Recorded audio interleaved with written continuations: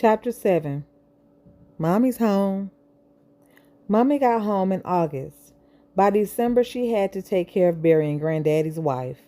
By the end of January, she had contracted pneumonia. By April, she was helping me as I planned my husband's funeral for my 34th birthday. Shit happened fast. Too fast. In the midst of all that, Grandmother had begun developing dementia during this time. Everyone thought it was a joke.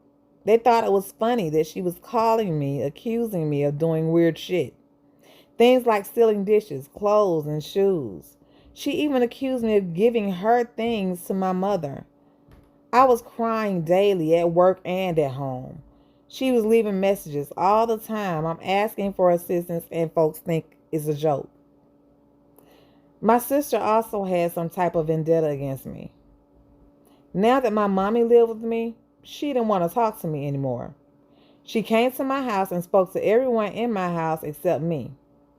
I simply walked away out of respect for my mother. One day, it got to be too much. She came by obviously intoxicated. She stood outside screaming at my door for my mommy to come out. When my mommy opened the door, she charged at her, and mommy literally began sliding across the floor out of her house shoes. I ran to the fireplace mantle and grabbed my Bertha 380. I released the safety and cocked it. I came from behind my mom, who was trying to hold her at the door, and put the barrel to her right shoulder. Mommy started to scream at her to leave. She cried out and begged me not to shoot my sister. I couldn't hurt my mom like that. I loved her too much.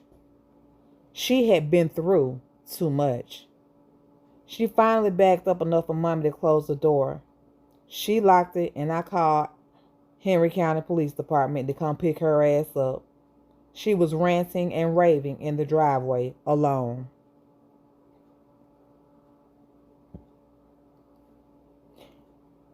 Daddy.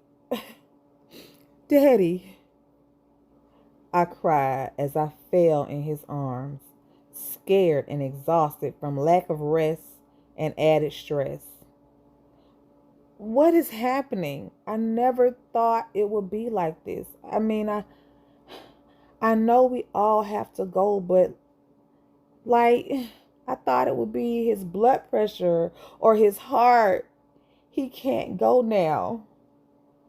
My dad embraced me as tears rolled down my face, and I silently wept. They had just brought him upstairs to ICU and put him on life support. It was Saturday afternoon. Ty and I had just spoken to Mom and the kids. We had reassured them that we would be home tomorrow. Now my husband, best friend, and children's father was on life support. What in the hell was happening? I began to rethink the week. Okay, Tuesday afternoon, he came back in town from being on revival with his dad. He rode around and we looked at houses, making plans for our future, and picked the kids up from school together. Later that night, he felt a little under the weather.